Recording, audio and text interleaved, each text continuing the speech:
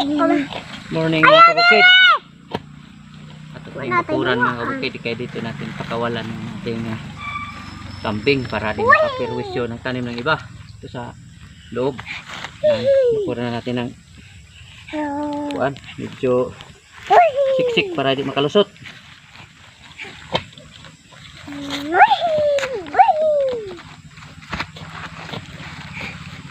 Haba-haba pa itong ating lalagyan ng bakod mga kabukid. Yan dito.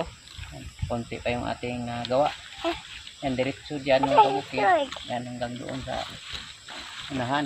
Dito yan dyan mga kabukid. Yan mataas yan. Yan. Marami pang kailangan na madikakaw ating kukuhanin para panlagay dyan. Yan. Ito naman yung nagawa natin sa kabilang side mga kabukid. Oh. Yan, bali.